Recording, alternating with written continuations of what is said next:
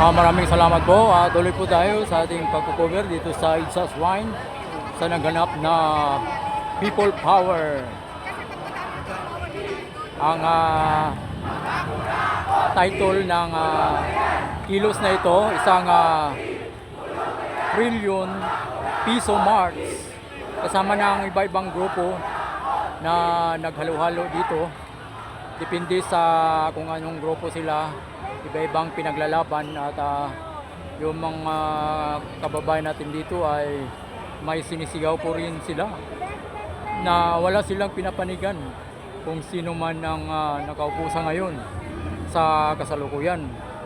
May binanggit sila na wala silang pinapanigan sa ekotibo, sa presidente at saka sa vice president. So ayan po ang sentimento ng mga kababayan natin dito sa Idsas Wine, maging dun sa People Power Monument. Ang mga sentimento dito ay purely talaga ito at buses ng bayan, walang pamumulitika dito. So yun po ang ating kaganapan dito sa Idsas Wine at wala pang mga dumadating na mga kilalang mga personalidad sa ngayon.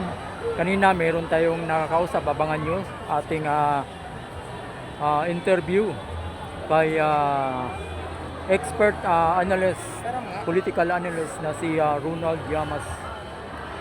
At sa ngayon makulimlim ang panahon, ang kalangitan at wala pang ulan ni Ambon, wala. Maganda ang panahon sa ngayon. Dumadami ang mga tao sa ngayon.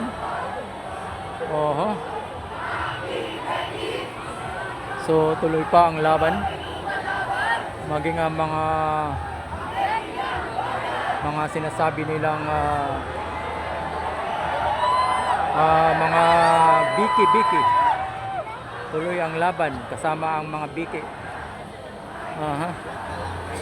Ano bang biki sa English? So paliban po muna natin yan. Libre ang mga tao na umakyat dyan sa stage ng Idsas Wine. May bandila na hinahawak. Ang iba may mga banner sila, may mga iba-ibang mga artistic na mga placards bilang pagpakita ng suporta nitong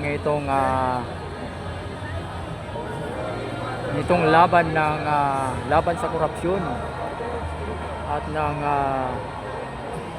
trillion piso march. At kasama na yung ibang pinaglalaban na kung saan halo-halo na po ito.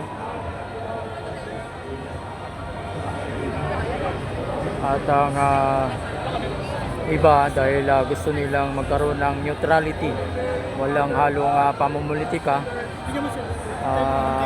Isa sa mga namumuno nitong trillion piso march ang simbahang Katoliko.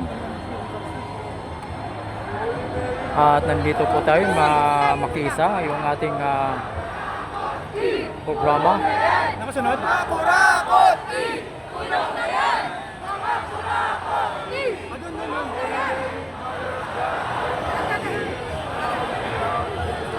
So ang sigaw dito, ikulong na yan mga kurakot.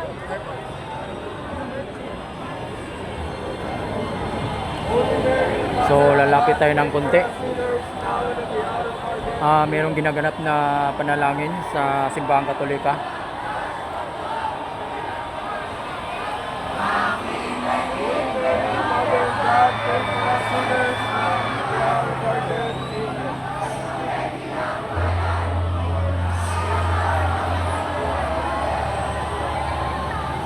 Holy Mary, Mother of God, pray for us sinners now and at the hour of our death. So yung iba humawak ng mga rosaryo, may panalangin na binibigas.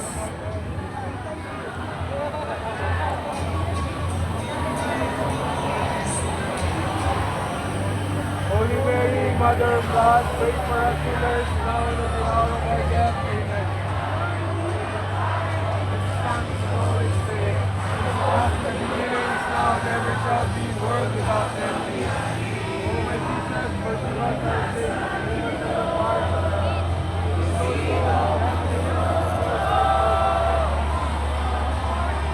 So, hindi na tayo magtatagal dito sa ating pag-cover.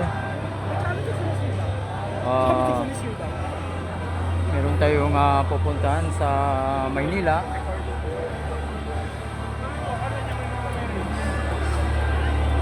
Na kukuha tayo ng counting ayuda.